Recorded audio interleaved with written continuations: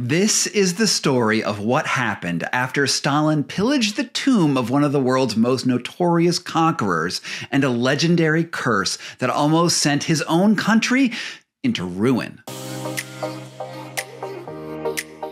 Now, yes, I know that most of us shrug off the idea of curses as mystical nonsense, and in general, I'm inclined to agree with you. After all, curses are magical thinking in the extreme. But then again, maybe there's a reason that centuries of rulers heeded an explicit warning that was carved into stone to leave alone the gravesite of a man who once piled 70,000 human skulls into a giant pyramid in northern India simply because he was tired of carrying them around with him. I mean, why tempt fate? Now, before I get to the curse, though, let me offer up a very brief summary of the man whose bones were said to be able to bring empires to their knees.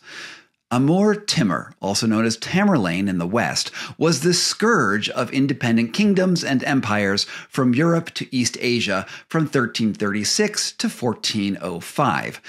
During his 40 years of conquest, Timur sacked scores of cities and put the populations to the sword. He wrestled control of over at least 27 separate thrones, mostly confining those kingdoms to the dustbins of history.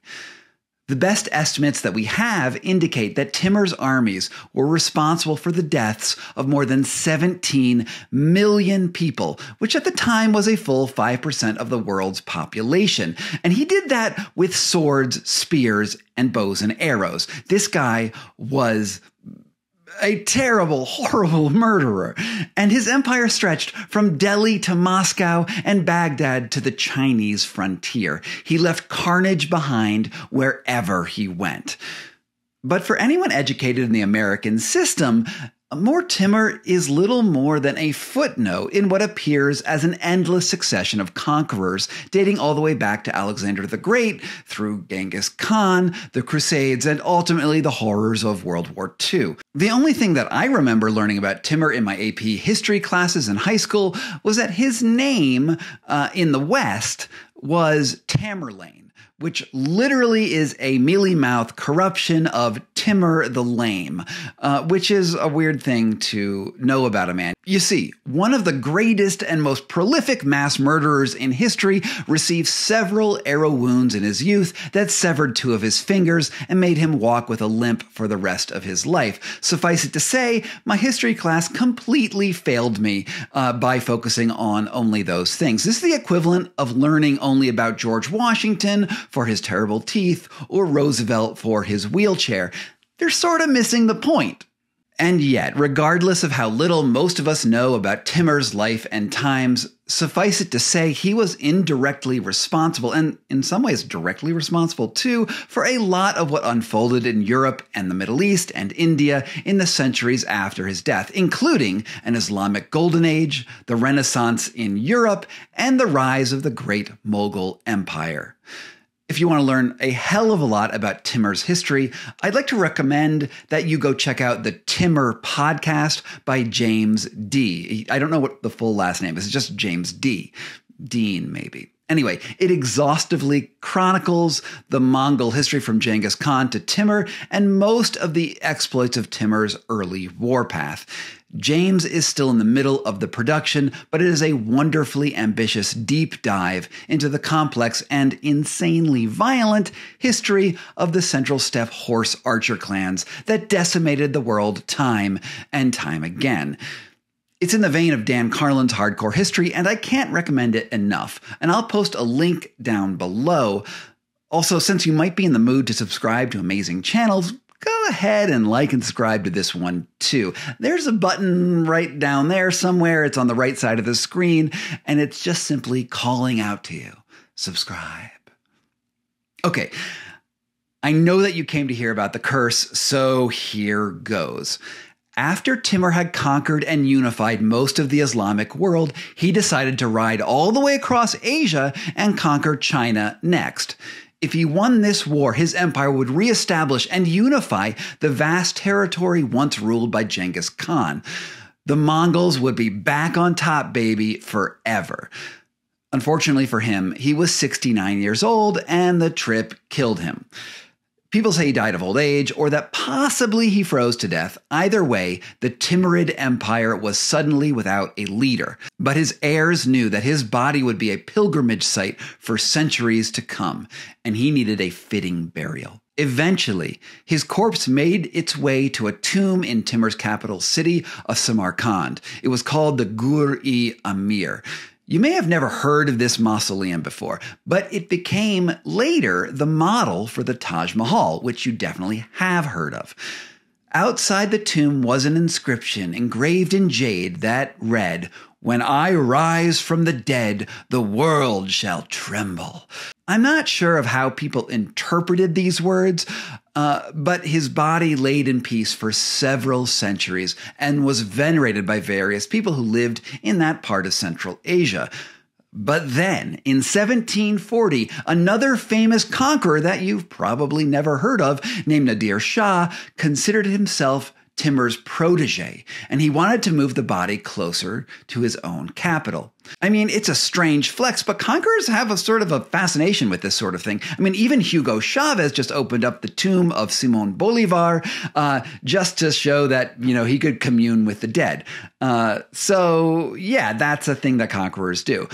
But during the process of removing Timur's body, the jade sarcophagus that held the corpse broke in two, and the Shah thought it might be a bad omen, and he had second thoughts.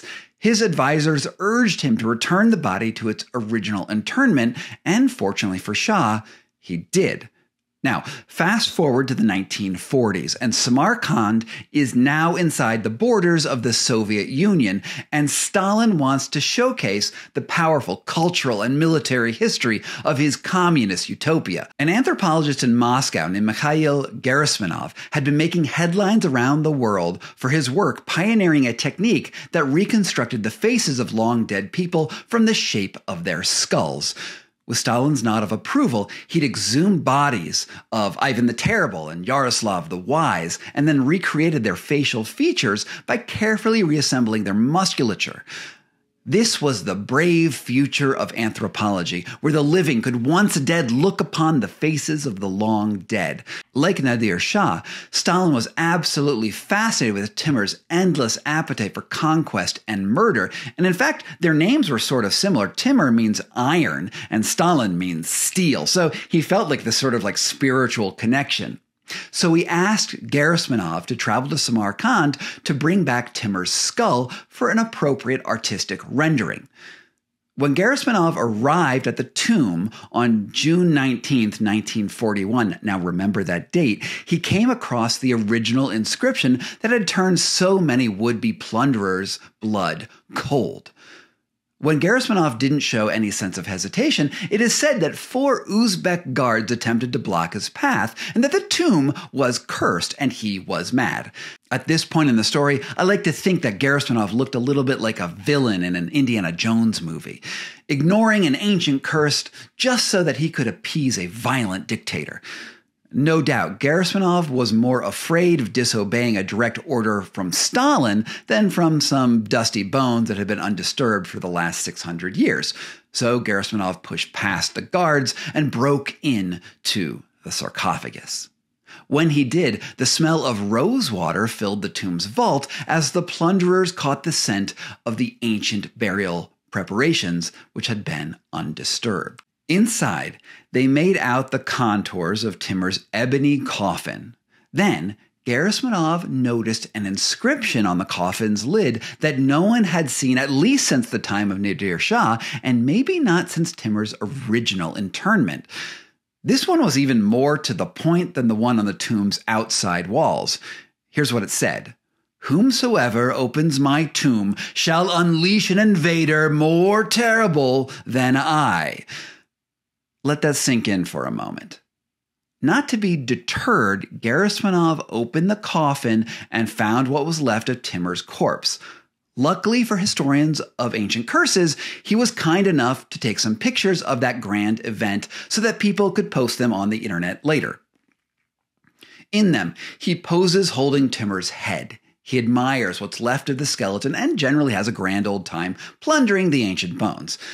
The revered anthropologist measured the body and noted that the skeleton was missing 2 fingers and that one leg was shorter than the other. This was proof that this indeed was Timur's body.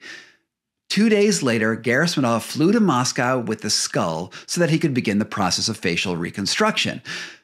And the day after that, Hitler invaded the Soviet Union in an operation that completely surprised and overwhelmed the Soviet defenses. It was the beginning of the Eastern Front of World War II. So, remember the words on Timur's second inscription? It was a warning that disturbing the grave would unleash a conqueror even worse than Timur. Well, there aren't a lot of people in history worse than Timur for cruelty or even sheer body count, but Hitler indeed does fit that bill. So, as far as the Soviets were concerned, until that moment, the Nazis were allies who had promised to leave Soviet territory intact despite their ambitions in other theaters. But the day after Gerasimonov stole Timur's skull, the Nazis invaded without so much as a declaration of war. Now, I probably don't need to go into the details of Operation Barbarossa or the Nazi blitzkrieg across the Soviet Union, so I'll just offer a one-sentence summary. It was really, really bad. A lot of Russians died. Stalin wasn't sure that he would be able to hold out, but as legend goes, enough people made a connection between Timur's curse and the timing of the German attack that Stalin ordered Gerasimonov to send the skull back to Samarkand and rebury it in the Islamic tradition. This was just fine with Gerasimonov because by that time he'd already completed the reconstruction of Timur's face, and well, look at it. It's the face of a conqueror, a very, very angry and determined conqueror. And it's really cool that we have this record. I mean, we can actually look at what this guy looked like, and he's freaking terrifying. But anyway, Gerasimonov, on Stalin's orders, flew the skull back to Samarkand in November 1942. And as the story goes, the flight path from Moscow to Samarkand happened to cross over the city of Stalingrad, where the Germans and Russians were fighting a pitched battle. And here's the crazy thing. Here's just another crazy thing. Once Timur's body was reunited and buried with respect, the Battle of Stalingrad started to tilt in favor of the Soviet defenders. It proved to be the high water point of the German advance and the turning point of World War II in general. So, was Hitler's invasion of the Soviet Union really the result of Timur's curse? That's the sort of question that should make a historian roll their eyes. After all, Hitler had been planning Operation Barbarossa long before Gerasimonov raided Timur's tomb. It's just not possible to draw any direct causal line between Timur's ghost and Hitler's state of mind. But on the other hand, I can't really tell you how curses are supposed to work. Are there alternate timelines involved somehow? Does the magic of curses really have to obey rational laws? I'll leave that for you to decide. But I will note that while sources generally agree that the first inscription is definitely on Timur's tomb, there aren't any pictures or even records of the second one on Timur's coffin itself. It could be that Gerasimonov just threw it out without so much as recording its details. Or maybe he did record it, and many Soviet records are still classified.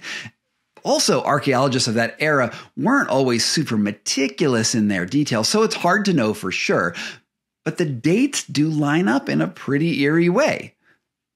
If you're inclined to believe in curses, then maybe World War II all comes down to the revenge of Timur. At the very least, I think it would be a great movie. So that's it for today's video. I hope you liked it. If you have any chance, I absolutely recommend that you check out the Timur podcast on iTunes or Spotify. It's really an exceptional piece of work, and there are no ads.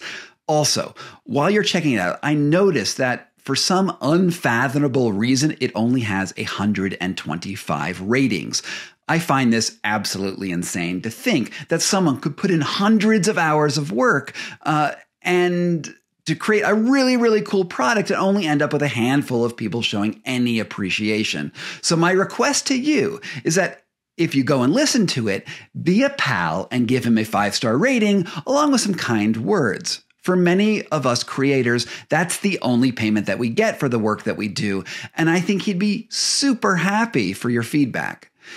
Be well, my beautiful people. Until next week.